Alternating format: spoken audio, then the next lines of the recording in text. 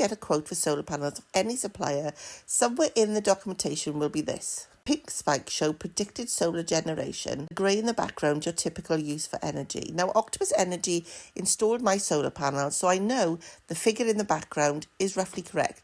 They know my energy use. In October, they installed 15 solar panels over 2 south-facing roofs, along with a Give Energy all-in-one battery, which went into my garage.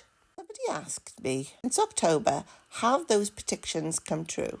Have I produced as much as they predicted? It all depended on the weather, and this is average predicted generation over the course of a year. One year differs to another.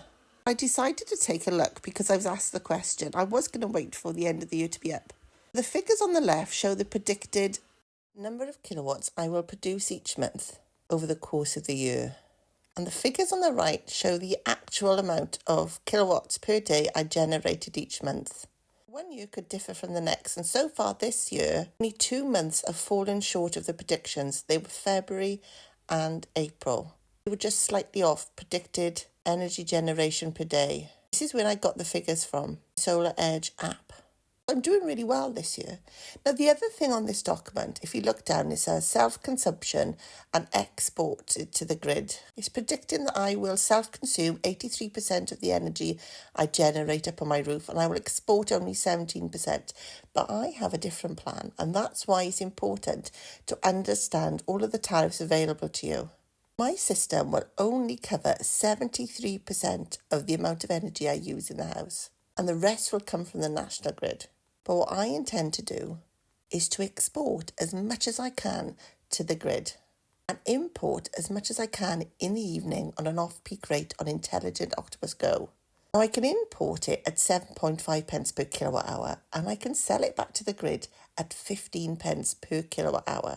So even though in all logic I would use that green energy produced up on my roof, my plan is, as I said, to export as much as I can to the national grid and earn credit on my energy bill. This is the Octopus Energy app, and it gives you a myriad of information. This is today, and as you can see, before 6 o'clock in the morning, I imported lots of energy. I had my washing machine on, I had my dishwasher on. You can also look at your weekly rate. And once your solar export has been approved, you can see these figures as well on the Octopus app. My chosen tariff is Intelligent Octopus Go combined with Octopus Outgoing Fixed. I think this will serve me really well over the course of the year. It isn't a dedicated solar tariff, but I think it's the right one for me. And that's what's important, because nobody can tell you how you're going to consume the energy that you generate in your home and how much energy you will actually use and when. I get quite a few people asking me for advice, both before and after they've had their solar and battery or just solar installed in their homes. My main piece of advice is not to panic. Those solar panels will make a huge difference to your energy bill. Fine-tuning the tariff that you choose will make a big difference, but not enough to have a complete panic over. If you go into my bio and click on the link to my website and then navigate to the tariffs page, I explain all of the different tariffs available on Octopus Energy. There's a really interesting one called Intelligent Octopus Flux. If you've got a setup like mine with a Give Energy battery, you'll be eligible for it. And that's really a plug-and-play tariff. It covers both your import and your export. But personally for me, I don't think it's quite the right choice. Octopus will take control of your battery, decide when to import energy from the grid and when to export it. Won't drop your battery below 20%. If you stick on it for the course of the year and you've got enough solar generation to cover your home demand, it should even out your bill, so you pay almost nothing for your energy all year round. But with my system, I know I won't generate enough energy to meet my home energy needs. I'll only generate 73% of the energy I need for my house all year round. But you don't have to stick with the tariff for 365 days of the year. You could go on this tariff in April and hop off it again in October. You could take the credits and you could run, and that is an option.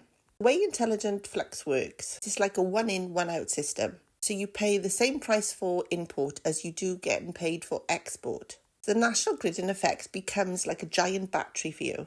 You send 1 kilowatt to the national grid, and when you get 1 kilowatt back, it costs exactly the same price.